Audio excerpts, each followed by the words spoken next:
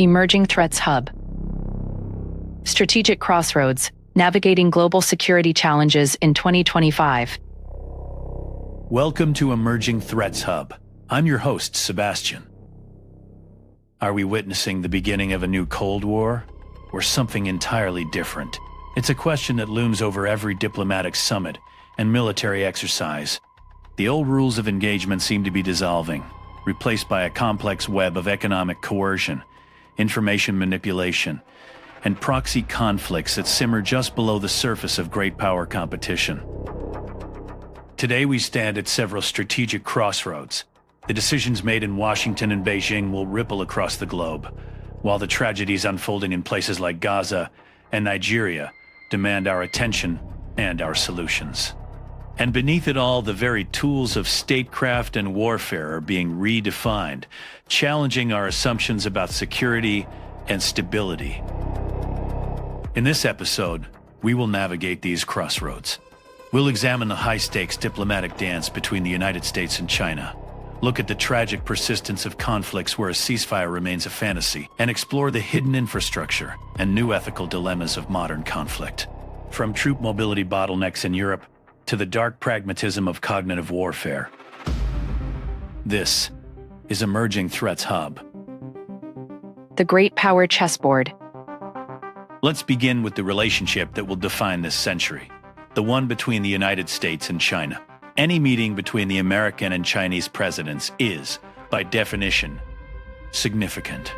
But the recent meeting between President Trump and President Xi Jinping carried a particular weight, prompting many to ask, what is the end game?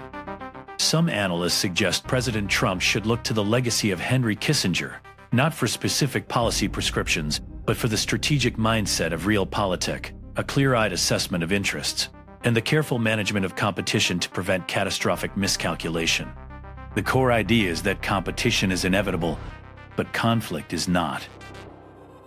Yet, regardless of the diplomatic cordiality, one issue remains a potential flashpoint that no diplomatic handshake can fully resolve: Taiwan. Despite successful talks, the fundamental tensions over the island remain. The strategic calculus is simple for Beijing.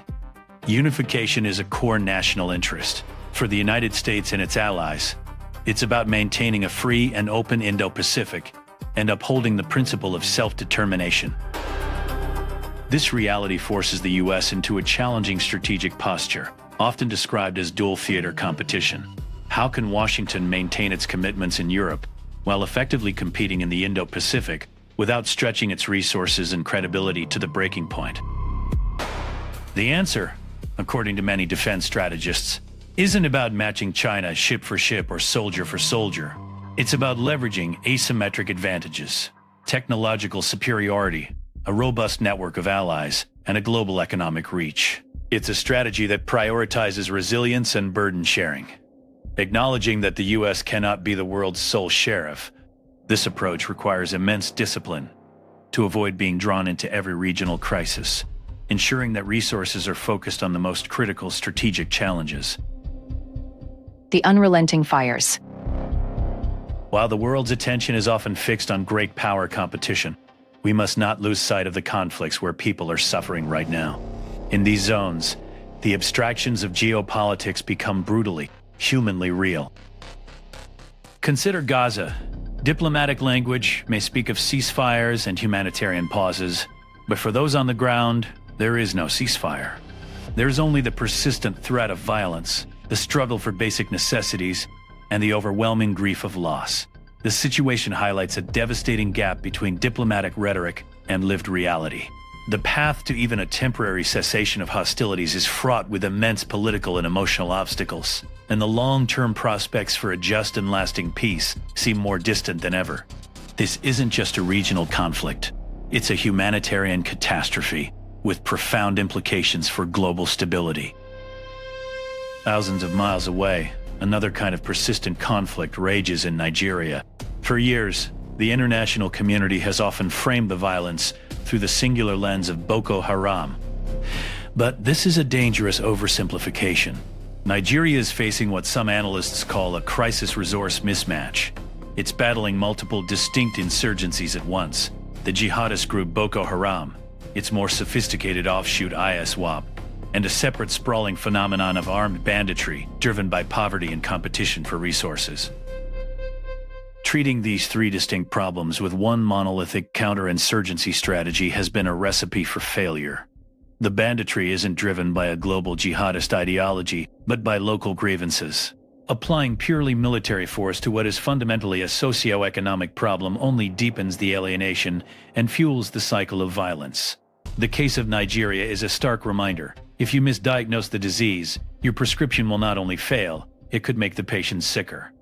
True security requires governance, economic opportunity, and justice, not just bullets. The new rules of engagement. So, we have great power competition and persistent regional conflicts. But what about the systems and tools that underpin our ability to respond to them? Here, we find some of the most surprising and perhaps most alarming challenges. Imagine a crisis erupts on NATO's eastern flank. The alliance decides to rush a battalion from Portugal to Poland. Simple enough task for a modern military alliance, right? The reality is, it's a bureaucratic nightmare. One analysis revealed that an EU nation took 45 days just to grant permission for Allied military equipment to cross its territory. In a conflict where the initial phase could be decided in weeks, this is not a minor inconvenience. It is a fundamental threat to the credibility of deterrence. The ability to move forces quickly and freely is the bedrock of collective defense. And right now, that bedrock is riddled with bureaucratic cracks. Now, let's move from the physical to the cognitive. The next frontier of conflict is not in the sky or on the seas, but in the human mind. This is the domain of cognitive warfare, the use of information to influence, disrupt, and degrade an adversary's decision-making, and even their perception of reality. Western democracies are struggling to develop an ethical framework for this. Where is the line between strategic public diplomacy and unacceptable manipulation?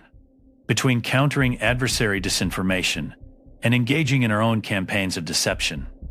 This dark pragmatism forces us to confront uncomfortable questions about the values we are defending and whether the means we use to defend them risk undermining those very values. Finally, these new rules of engagement extend to the global economy. Consider China's recent decision regarding rare earth minerals. These elements are not rare, but they are essential for everything from smartphones to advanced missile systems. By controlling their processing, China wields immense economic leverage. When it changes export controls, it's not just a trade decision, it's a strategic signal. It's a reminder that in an interconnected world, economic supply chains are also security chains, and dependence can be weaponized. Building resilience through diversified sourcing, recycling, and technological substitution is now a central pillar of national security.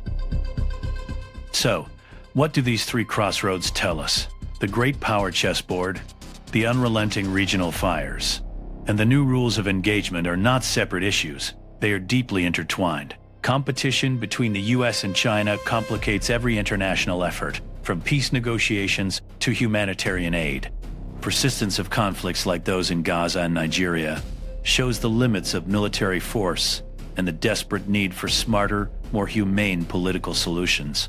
And the challenges of military mobility and cognitive warfare reveal that the foundations of our security are more fragile than we'd like to believe. But this analysis must not lead us to cynicism. It must lead us to smarter strategy. Pathways forward do exist. They involve 1. Managing great power competition with clarity and communication, establishing red lines and guardrails to prevent miscalculation. 2. Diagnosing conflicts like Nigeria's with precision, tailoring responses to the specific political and economic drivers of violence rather than applying blunt force. 3.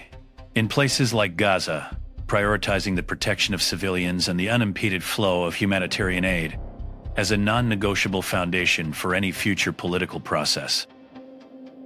And 4. Investing in the often unseen infrastructure of security, streamlining legal and bureaucratic barriers for allied mobility, building resilient supply chains for critical minerals, and fostering an international dialogue on the ethical boundaries of cognitive warfare. These are not easy tasks.